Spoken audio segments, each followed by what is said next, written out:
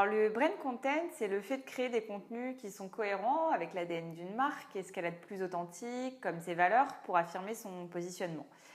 C'est un moyen de communication qui est complètement alternatif car son principe c'est de créer une histoire et de faire vivre des moments d'échange qui sont différents entre un public et une marque.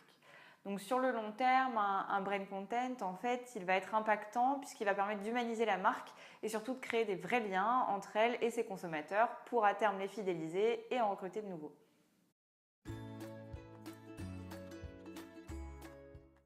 Alors, il n'y a pas de recette magique, mais le point de départ reste toujours le même. C'est la volonté de sortir du schéma classique de promotion des produits pour adopter plutôt un discours et des contenus qui apportent un plus aux consommateurs, comme de l'émotion, du jeu ou du conseil.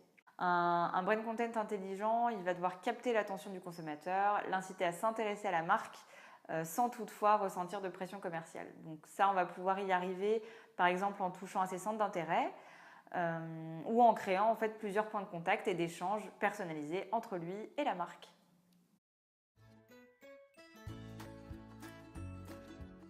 Toutes les marques peuvent réussir une stratégie de brand content. Ce qu'il faut, c'est une belle histoire qui intéresse les gens et qui leur plaise parce qu'elle génère chez eux des émotions et du plaisir.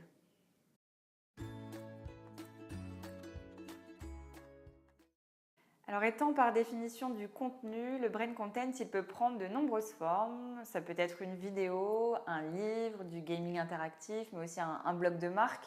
Tout cela, ce sont des moyens qui vont permettre d'aller au contact de son public et d'échanger avec lui. Pour une coopérative nationale, nous avons par exemple choisi de faire découvrir le terroir en créant des petits personnages pour raconter aux enfants l'histoire des fromages et du chemin qu'ils parcourent, du producteur jusqu'à leur assiette, et cela à travers différents contenus, notamment des jeux ludiques et interactifs.